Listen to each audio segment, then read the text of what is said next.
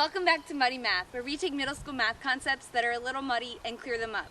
This week on Muddy Math, we're focusing on graphing linear equations using various components and parts of linear graphs. So the different things we can use on a linear graph to figure out how to actually graph it on the XY plane.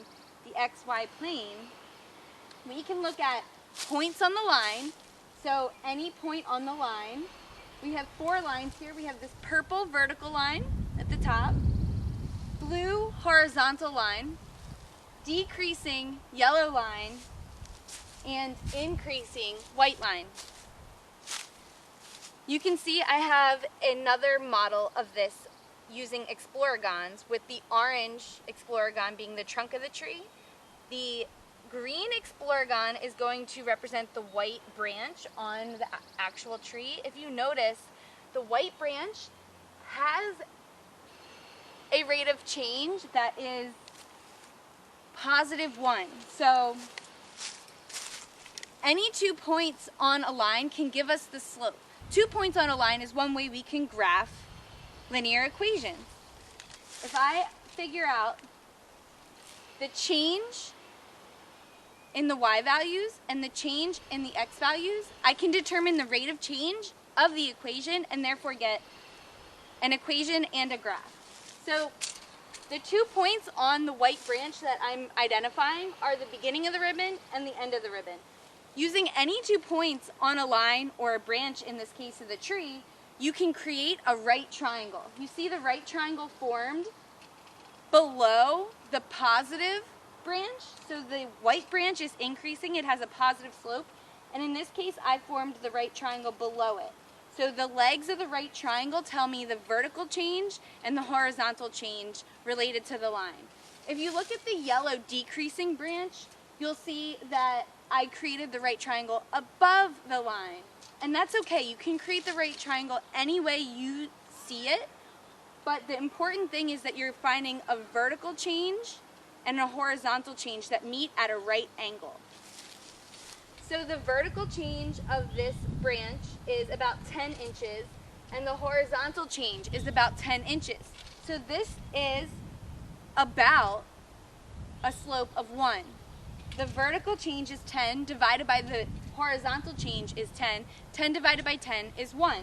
And they're both positive. When you divide 2 positive numbers, it stays positive. So here we have a model of a slope equal to 1. But this is different than the parent function.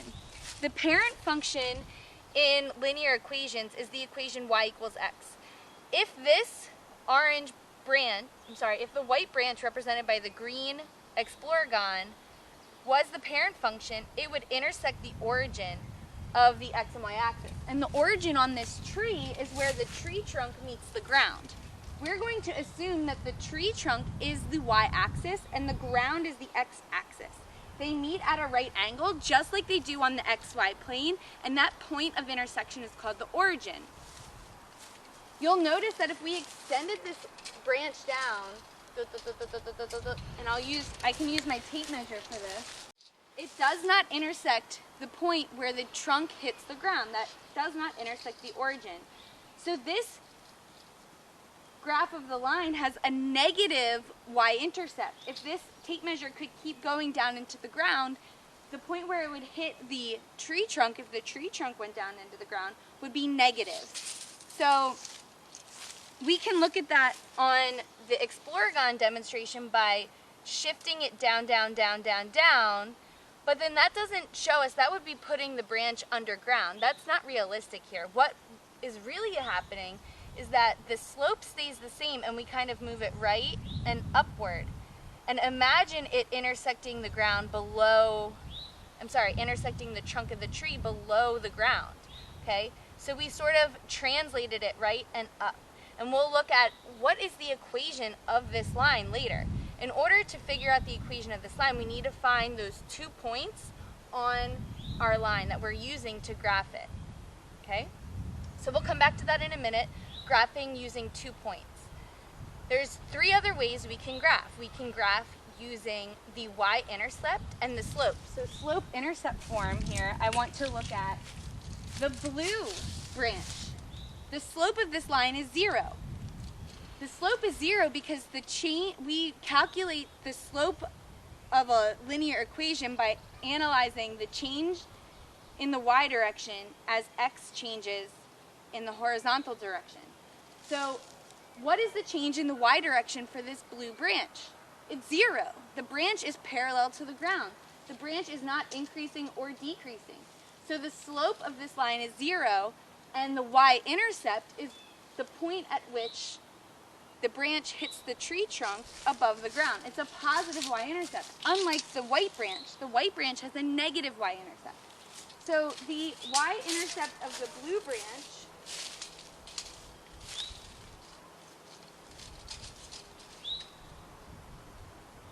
is about 60 inches.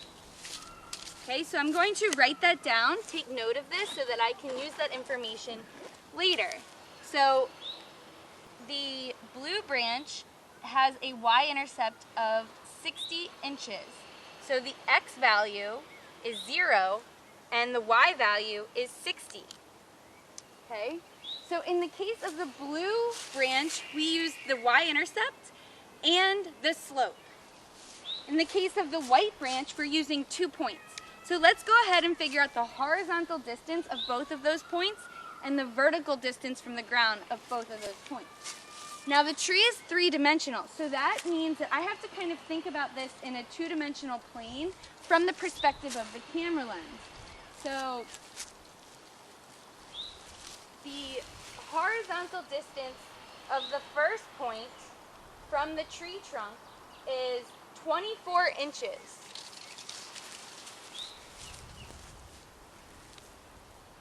So if that's 60 as a height, then 30 is about half as much, and 24 is a little less than that. So my tree trunk is going to start right about there. So the x value of the first point on the white branch is 24.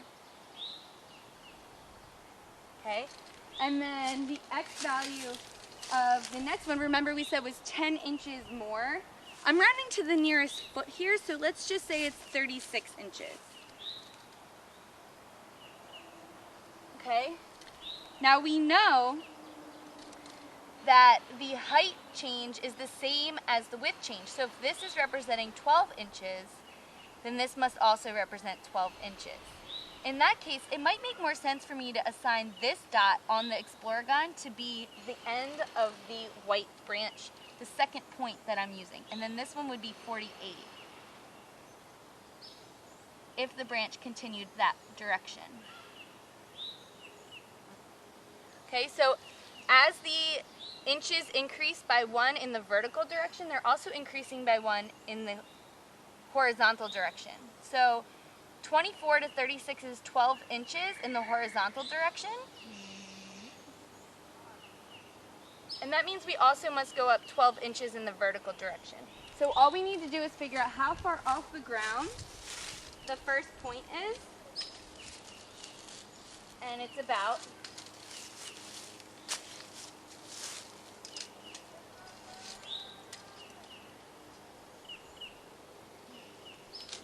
18 inches.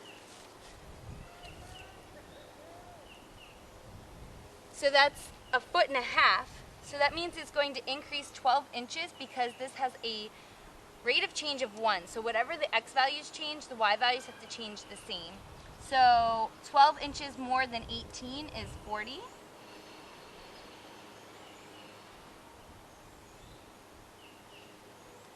Sorry, 30. And 12 inches more than 30 is 42. So we've looked at using points, slope, and the y-intercept. The other component of a graph that we can consider is the x-intercept. Where does the graph hit the ground? And in the case of the white branch, if we continued that downward, it would hit the ground before reaching the origin, and that's what we were showing before. So where exactly would that x-intercept be? Well, we don't know, but if we did know, we could use that to help us graph the equation. What do you think the slope of the yellow branch is? The yellow branch has a slope that is shallower than the white branch. the yellow branch decreases about 12 inches in the vertical direction as X is increasing 18 inches in the horizontal direction. So 12 divided by 18 simplifies to 2/3. Is it going to be a positive or a negative 2/3? That's right, it'll be negative because the y value is decreasing. From left to right, this branch is going down, so it has a negative slope. From left to right, this branch is going up, so it has a positive slope. From left to right, the blue branch is not going up or down, so it has a 0 slope. And from left to right, the purple branch doesn't have a left to right. It only is dropping downward. There is no horizontal change. It's parallel to the tree trunk, parallel to the y-axis. That means this has an undefined slope because I'm trying to determine the slope by figuring the change in the y values divided by the change in the x values. There's no change in the x values. No change is represented with 0, meaning we'd have to divide by 0, and that doesn't work. Okay, we can look at why that doesn't look using other methods as well. Tune into later videos for that. So today you should be able to understand how to graph a line using slope and y-intercept. And the yellow equation, the yellow branch, is a great way to demonstrate that. So the y-intercept of the yellow branch is 48 inches. Okay, and we know that the slope is negative 2/3. So on the exploragons, this looks like a slope of -1. It looks like we're going down the same we're going over. Okay, it needs to be shallower than that. We need to be going down 2 for every 3. And you can see we can form these right triangles. We're going down 2 for every 3 we go over. If we move 3 in the x direction, we need to move 2 in the y direction. 3, 2, 2, 3. So we're going down 2 over 3. Down 2 over 3. You could also make a greater right triangle and show the line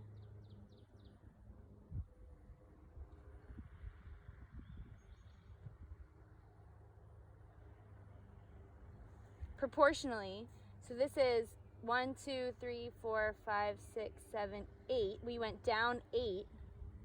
So that means we went down 2 4 times. So what's 4 times 3? 4 times 3 is 12. So we should be going over 12. 1, 2, 3, 4, 5, 6, 7, 8, 9, 10, 11, 12. And that's exactly right. We went over 12.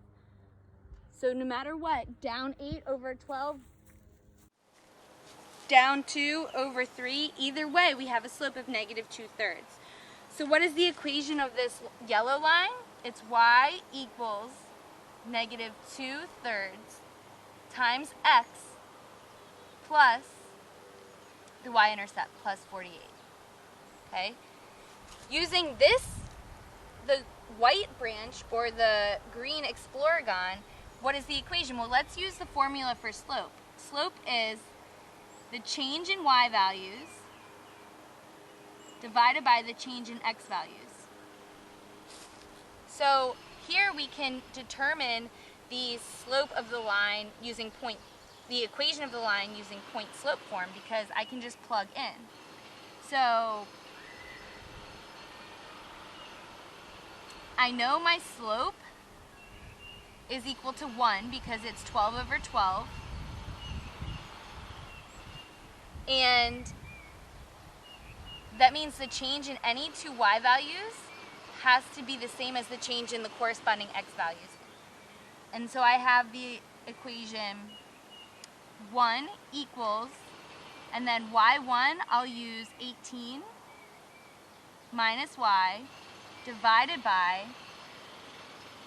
x1, 24 minus x. I can create an equation by multiplying both sides by 24 minus x. So I get the equation 24 minus x equals 18 minus y. And that is point slope form. And I can see the slope here because it's the 1 out front. So the slope is 1 and my point is 2418. So if I imagine this branch to continue onward, where is it going to intersect the ground? Maybe well over here. So slope-intercept form of a line is when you use the slope and the intercept to graph it. We already saw that the yellow branch has the equation y equals negative 2/3 x plus, and then the y-intercept was 48. I'm going to use 4 inches as my unit here on the graph. So this is 1 foot, 2 feet, 3 feet, 1 foot, 2 foot, 3 feet, 4 feet, okay? At 48 inches or 4 feet, I know my graph is intersecting the tree trunk. And then I can go backwards 3 and up 2 to plot my next point, backwards 3 and up 2 to plot my next point, forming little right triangles all along the way. So this is the line y equals negative 2/3 x plus 48. So a second way that you can graph a linear equation from an equation is an equation in the form slope point. Now we already saw slope y-intercept, slope-intercept form. This one is called slope point form. I think they call it point slope form as to not have the two p's right next to each other, like slope point. But it's the same thing as slope intercept, except this special point, the point isn't so special. With slope intercept form, the point is very special. It's where the graph will intersect the y-axis. Slope point form or point slope form, it doesn't have to be the y-intercept. It can be any point on the line. So let's again return to the yellow branch with a slope of negative 2/3 and a y-intercept of 48. So this time, let me say that, let's see, 3, 6, 9. So let's go 1, 2, 3, 4. Okay. So in this case, for this graph, I'm going to use 4 squares on my grid to represent 1 foot. 4. Remember, the branch intersects the y-axis at 48 inches above the ground, and it has a slope of negative 2/3. And you can see here, that's the point. Those are the points from graphing it on the previous page. So we can just shift it upward because parallel lines have the same slope. And when we extend our line downward, it intersects the x-axis at 72 inches or 6 feet. So 1, 2, 3, 4. That's 3 feet. 1, 2, 3, 4. 4 feet. 1, 2, 3, 4. 5 feet. 1, 2, 3, 4. 6 feet. Okay? And you can see that the line will continue downward and intersect the x-axis at exactly 6 feet horizontal to the trunk. Okay? So that is our line y equals negative 2/3 x plus 48. But let's think about how we would have graphed that if we were given this equation in this form, where it has y1 minus y equals m times x1 minus x. So what is that? Well, the slope is still the same, so you're still requiring the slope. The slope is negative 2/3. We keep the y variable and the x variable that don't have a subscript letter. The subscript number lets us know that that's a point on the line. So if we use the y-intercept as this point, you'll see that the y value is 48 minus y equals negative 2/3 times 0 minus x. So 48 is the y value of the y-intercept and 0 is the x value of the y-intercept. Using this line, okay, that's a funky way to show that line. What's easier to read to you? Is it y equals negative 2/3 x plus 48, or is it point slope form, which is a little bit more involved? 48 minus y equals negative 2/3 times 0 minus x. Which one do you think is more friendly? I think the slope-intercept form is more friendly than point slope form. But let's use a whiteboard to show us how to get between the two. So if I have 48 minus y equals negative 2/3 times 0 minus x, I can simplify this and show you that I can get back to slope-intercept form. So first I'm going to look at the right side of the equation. It's not simplified. It's not in simplest form. So I'm going to distribute the negative 2/3 into the parentheses, and I get negative 2/3 times 0 is 0, so I don't need to write that, minus negative 2/3 times x, so minus negative 2/3 x. Subtract a negative, that becomes a positive, so I have positive 2/3 x on the right-hand side of the equation, and then 48 minus y. Okay, I want to get y by itself, so I'm going to subtract 48 from 48 minus y, and I get negative y, but I also have to do that over here, minus 48. Now I don't want what the equation solved for negative y, I want it solved for positive y. So I'm going to change the sign of everything in the equation. Y equals negative 2/3 x plus 48. And you see that I get slope-intercept form. Okay? Point slope form is nice because I don't need to use the y-intercept. What if I use the x-intercept? And the x-intercept is 72, 0. So let's repeat this, but instead of using the y-intercept, let's use the x-intercept. So the y value is 0, and the x value is 72. Okay, so I'm going to distribute negative 2/3 x to 72. So 72 is 6 feet. 1/3 of 6 feet is 2 feet. 2 feet in inches is 24. 24 times the numerator 2 is 48. So I'm thinking this will be negative 48. Negative 2/3 times 72 is negative 48. And then negative 2/3 times x is again negative 2/3 x. So I have negative 48 minus negative 2/3 x. And again, minus a negative becomes a positive. Okay, remember over here, it's not 48 minus y, we have 0 minus y. Okay, so that becomes negative y, and I need to rewrite these. Negative y equals negative 48 plus 2/3 x. Okay, so how do I solve that for y? I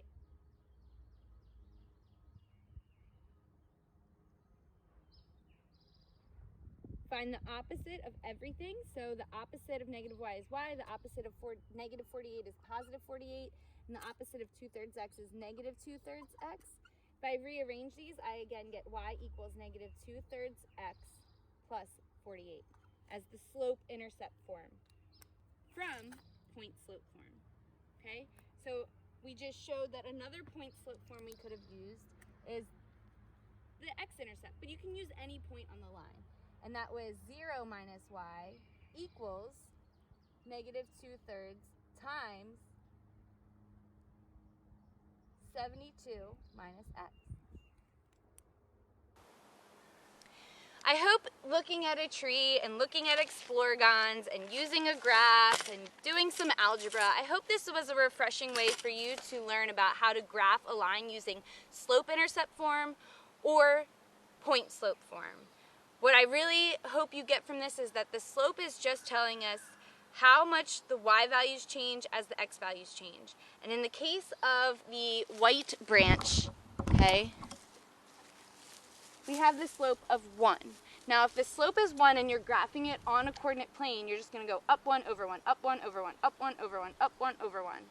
If the slope's like the yellow branch, then you need to go, and it's negative 2/3, you're going down 2 over 3, down 2 over 3, down 2 over 3. And you're either starting at the y-intercept with slope-intercept form, or you're going to start at the given point from point slope form. I hope I got it right for you, and I'll see you next time.